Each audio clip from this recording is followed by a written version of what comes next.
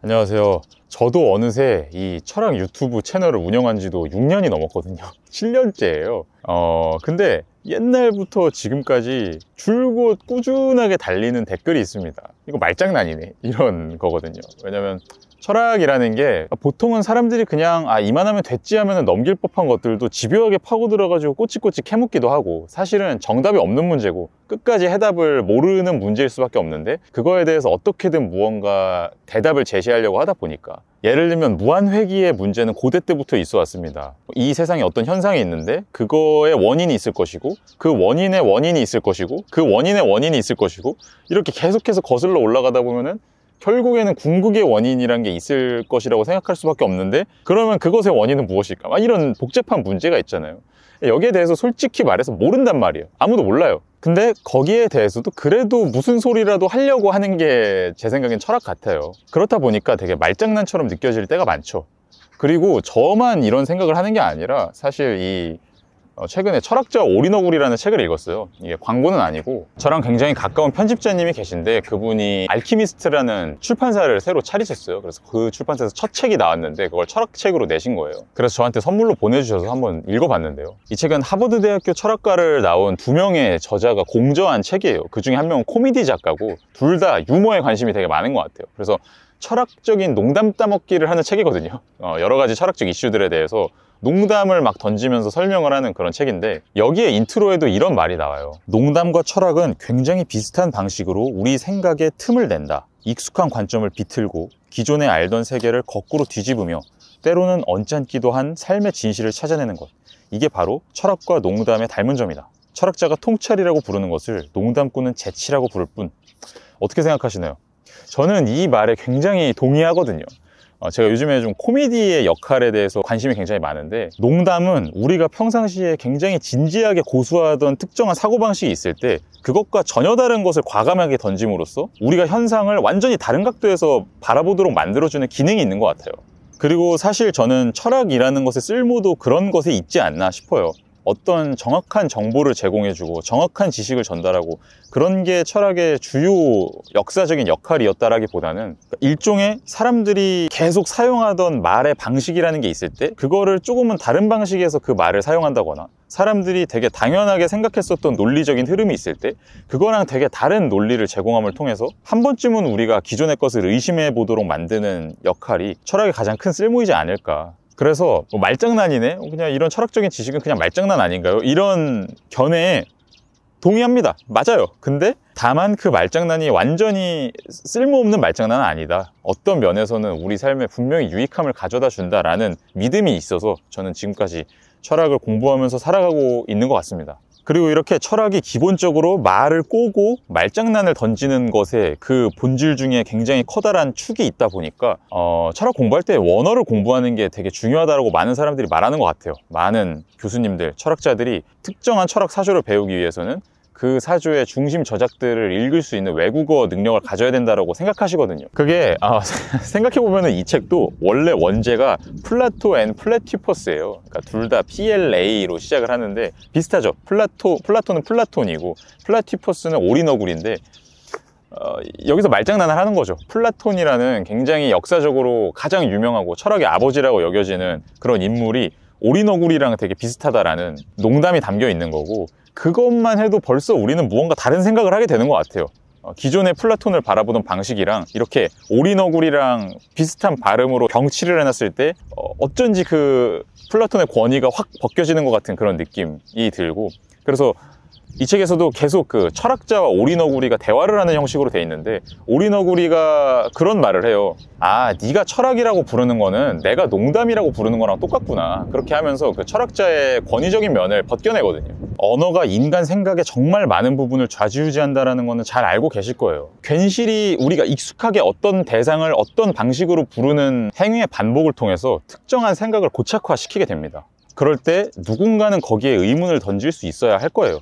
이 책에서는 철학의 말장난스러운 면모에 대해서 설명을 하면서 일상언어 학파 혹은 일상언어 철학이라고 불리는 것에 대해서 이야기를 해요. 일상언어 학파 철학자들은 철학적인 문제들이라는 거는 특정한 언어 표현이 일상에서 쓰이는 방식을 철학자들이 망각하면서 생겨나는 거다라고 생각을 했어요.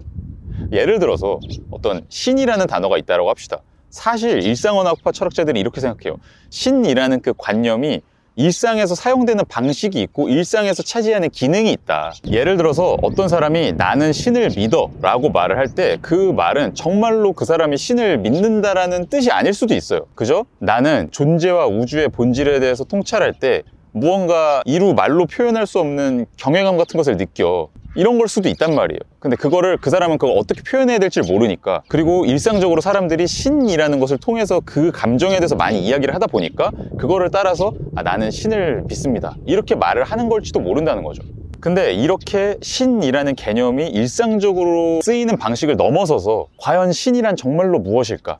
이런 식으로 생각을 하기 시작하면, 그리고 다른 방식으로 신이라는 것에 대한 사용과 논리들을 정립해 나가기 시작하면 그게 하나의 어떤 철학적인 틀이 되고, 그리고 그 틀들끼리 싸우면서 철학적인 문제들이라는 게 생겨난다는 겁니다. 노만 멜컴이라는 철학자는 이런 예시를 들어요. 인식론적 회의주의라고 불리는 철학이 있습니다. 뭐냐면 물질적 대상들에 대한 진술들에 대해서 나는 사실 아무것도 알지 못한다는 거예요. 혹은 나는 내 정신 바깥에 어떤 독립적인 대상이 있는지에 대해서 아무것도 모른다는 겁니다.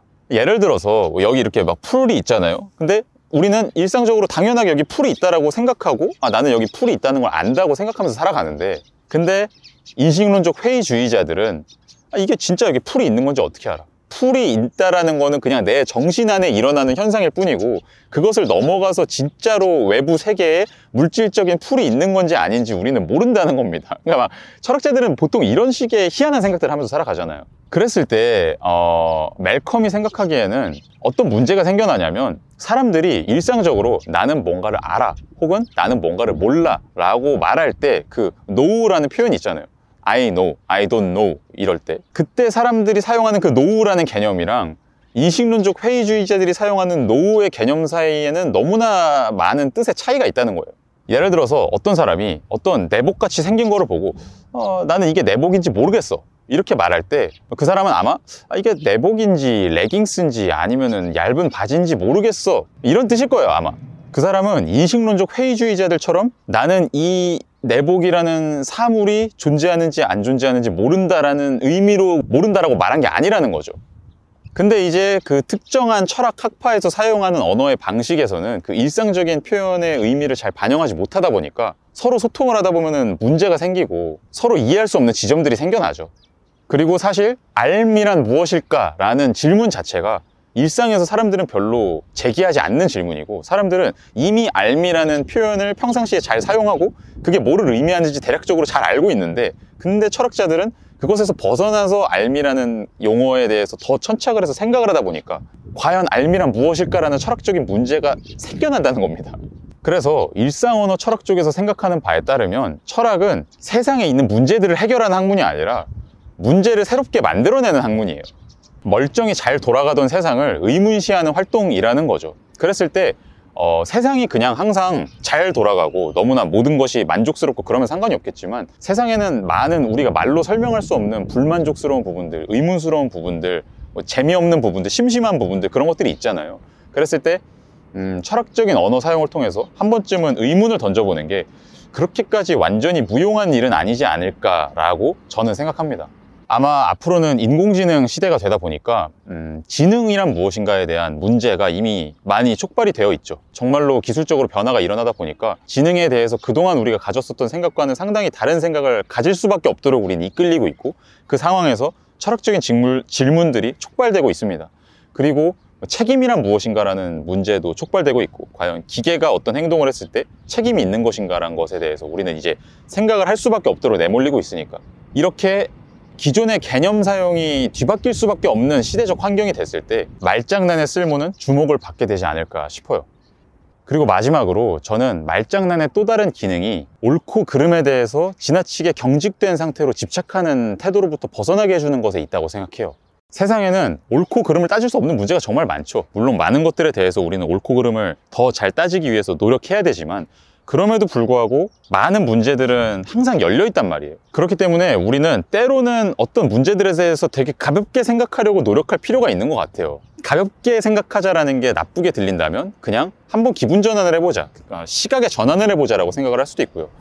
철학자 러셀의 경우는 철학자들의 욕망을 잘 들여다봐야 한다고 주장했거든요. 어떤 철학자가 이런 주장을 했다. 그랬을 때 우리는 그 주장의 옳고 그름을 따지려고 한단 말이에요, 보통. 그게 학문적인 주장이라는 형식을 하고 있기 때문에 아, 그래? 이게 학문적인 주장이야? 그러면 옳고 그름을 따져야지. 그래서 내가 가진 그 진리 기준에 의해서 옳지 않은 것으로 판명이 되면 이거는 쓸모없는 진술이야 라고 생각하고 그냥 넘겨버릴 때가 많은데, 근데 러셀은 사실은 철학자들의 진술의 핵심은 그 철학자의 욕망에 있다고 일정 부분 생각하기도 했어요. 그 사람은 무언가 내밀하게 원하는 바가 있기 때문에 그런 특정한 표현을 한 것일 뿐이라는 거죠. 그러면 우리가 그 사람의 주장을 정말로 잘 이해한다는 건 그냥 순수하게 논리적인 관점에서 그 사람의 말의 객관적인 뜻만 딱 분석하고 끝날 게 아니라 그 사람의 그 내밀한 욕망이 과연 무엇이었을까를 생각해야 된다는 거죠. 그리고 이런 시각은 하이데거라는 철학자도 일부 가졌었던 생각이기도 합니다. 하이데거는 철학의 근원이 기분이라고 생각했어요. 어떤 시대마다 근본적으로 그 시대 사람들이 느끼는, 자기 자신도 의식하지 못하면서 이미 느끼고 있는 특정 기분이라는 게 있고, 그거를 말로 표현을 해낸 게 철학이다. 그래서 고대의 철학이 다르고 중세의 철학이 다르고 현대의 철학이 다르다고 하이데거는 생각했어요. 각각 시대마다 그 근본적인 기분이 다르기 때문에. 그리고 또 철학자 야스퍼스 또한 철학의 근원이 기분이라고 생각했습니다. 특히 야스퍼스는 무언가에 대해서 경탄을 느끼는 것, 근본적으로 나의 이해 능력을 한참 넘어서는 이 세상을 마주했을 때 느껴지는 경의, 혹은 그게 공포일 수도 있고, 그런 게 철학적인 생각의 근원이라고 생각했거든요. 그리고 사실 꼭 그렇게 되게 심오한 철학적인 말들이 아니라고 하더라도 우리가 일상적으로 하는 정말로 많은 가치평가적인 진술들, 도덕적인 진술들, 이런 것들은 사실 내 기분이나 감정을 드러내는 것일 수도 있어요. 제가 대학생 때 윤리학 시간에 배웠었던 한 가지 재밌는 주장이, 어떤 행동이 윤리적으로 나쁘다라는 진술은 사실 참거짓을 따질 수 있는 문장이 아니라, 참거짓을 따질 수 있는 문장은 온점으로 끝나야 되잖아요. 나는 충코다. 이거는 온점으로 끝나니까 참이다 라고 평가를 할 수 있죠. 근데 예를 들어서 질문, 이런 거는 참거짓을 따질 수가 없잖아요. 퀘스천 마크로 끝나면 안 된단 말이에요. 그랬을 때 도덕적인 진술은 사실은 그 느낌표로 끝나는 문장이다 라고 주장하는 그런 학설을 배웠던 적이 있거든요. 어떤 비명이나 감탄이나 감동, 이런 거라는 거죠. 싫어! 막 이런 거. 싫어! 라고 느낌표로 끝나는 거를 우리는 저건 도덕적으로 나쁘다 라고 온점으로 그냥 형식을 바꿔서 표현하는 것일 뿐이고, 그렇기 때문에 이거는 여기에 대해서 마치 과학적인 참거짓을 따지는 것처럼 참거짓을 따지려고 하면 언어적인 혼란에 잡아먹히는 것일 뿐이라는 거죠. 저는 사실은 온점으로 끝나지 않는데 온점으로 끝나고 있는 문장으로 자신을 가장하고 있는 그런 언어 표현들의 정체를 밝힐 수 있는 되게 좋은 수단이 말장난이나 농담이라고 생각합니다. 내가 평상시에 지나치게 익숙해져 있는 언어 체계와는 다른 각도에서 특정한 언어 표현을 사용하는 것, 플라토와 플래티퍼스라는 평상시 같으면 절대로 병치되지 않을 그런 표현들을 병치시켜 놓는 거, 거기로부터 우리의 언어 이면에 숨겨져 있는 생각들과 감정들을 잘 이해해 나갈 수 있는 작업이 시작되지 않을까 생각을 해봅니다. 네, 오늘은 이렇게 철학과 농담, 말장난의 관계에 대해서 말씀을 드려봤는데요. 여러분은 이런 여러 말장난들이 쓸모가 있다고 생각하십니까? 지금까지 혹시 제가 6년 이상 진행해온 이 채널 안에서 어떤 말장난의 쓸모를 느낀 적이 있으셨습니까? 여러 견해를 댓글로 많이 남겨주시면 감사드리겠습니다. 저는 다음에 또 재밌는 영상으로 돌아오도록 하겠습니다. 감사합니다.